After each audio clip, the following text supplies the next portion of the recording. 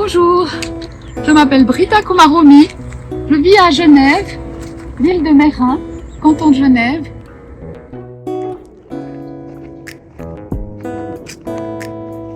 J'ai à cœur de créer un lieu magique, un lieu où on peut être soi-même, tout en étant avec les autres. Ce lieu, c'est un atelier du jeu de peindre, un dispositif mis au point par Arno Stern, le chercheur et pédagogue, dans les années 50, après avoir fait peindre des orphelins de guerre.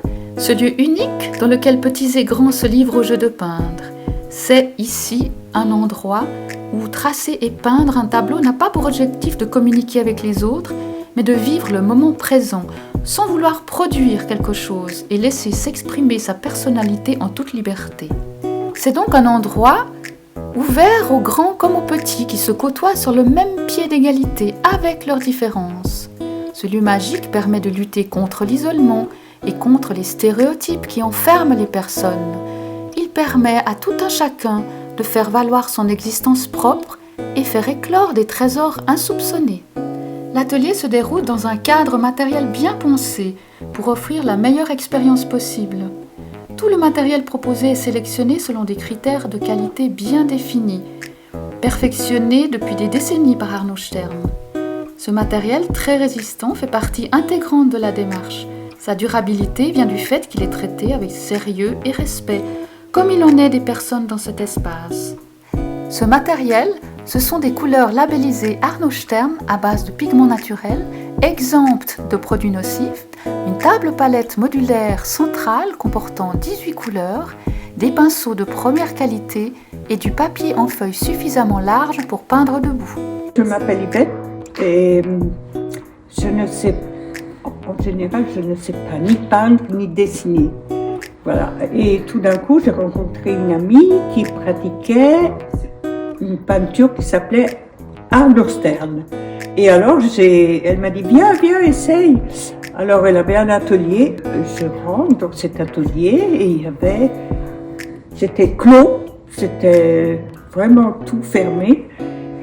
Alors, j'avais un petit peu peur. Et puis, elle m'épingle au mur une feuille blanche. Elle me dit, vas-y. Je dis, mais je dois dessiner quoi? Puis elle me dit, vas-y, ce que tu veux. Oh, mais alors j'étais vraiment tremblante. Et puis j'ai commencé timidement. Et figurez-vous que je suis restée une année, je crois, ou même plus. Oh oui.